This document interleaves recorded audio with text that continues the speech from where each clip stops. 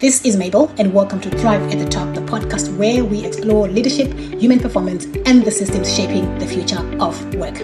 In this series, we've been unpacking what organizations must understand as work becomes more demanding, more complex, and more psychologically loaded. And today, I want to talk about something I believe many leaders are currently missing. Not loud burnout, not visible breakdown, but what I call quiet cracking. The high performer who is still delivering, still smiling, still showing up, but internally, the pressure is becoming unsustainable. The most at-risk people are often the most functional. One of the biggest misconceptions about burnout is that it always looks obvious. That someone struggling will stop performing, disengage visibly, and become emotional or withdrawn. But in reality, some of the people under the greatest strain are still producing at a high level. They are meeting deadlines, solving problems, carrying teams, leading meetings, responding quickly, staying reliable. From the outside, they look fine. Internally, they are operating in survival mode. And because they still appear capable, they are often overlooked. Let's talk about why quiet cracking is increasing. Modern workplaces reward over-functioning. The people praised most are often those who absorb pressure quietly, overextend without complaints, stay available constantly, and continue producing under strain. And over time, many high performers begin attaching their value to output, responsiveness, being needed, being dependable. So instead of slowing down when pressure builds, they speed up, not because they are coping, but because they feel they cannot afford not to. So what leaders miss? Quiet cracking is difficult to dictate because organizations often measure productivity, responsiveness, performance metrics, but they do not measure emotional depletion, cognitive overload, recovery quality, or psychological strain. So someone can look highly functional while their internal capacity is deteriorating.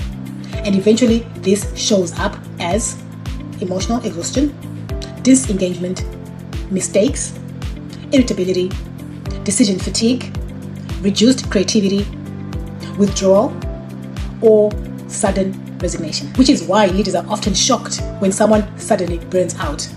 But it was really sudden. There were signs, they were there. The system just was not designed to notice them early. So what does this cost the organization? Quiet cracking creates organizational risk because the people carrying the greatest load are often senior leaders, top performers, trusted operators, high capacity team members. And when those individuals deteriorate, decision quality drops, team stability weakens, culture shifts, pressure spreads across the system, and eventually the organization begins operating with hidden fragility.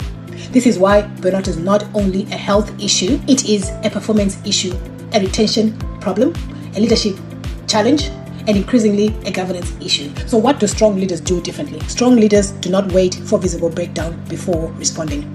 They understand that high performers are often the least likely to ask for help. So they create systems that monitor workload sustainability, recovery patterns, cognitive strain, emotional climate, and team pressure signals. They normalize conversations around capacity, not just performance. And importantly, they stop rewarding chronic overfunctioning as leadership excellence. Because sustainable leadership is not about caring the most, it's about operating effectively without slowly destroying capacity in the process. So as we wrap up, some people do not burn out loudly. That's the message of this conversation. They crack quietly. And in many organizations, those are the people everyone depends on most. That is why leaders need to become better at recognizing strain before it becomes collapse. Because by the time performance drops, the pressure has usually been building for a long time. I'd love to hear your thoughts on this. Have you seen quiet cracking in your workplace, or have you experienced it yourself?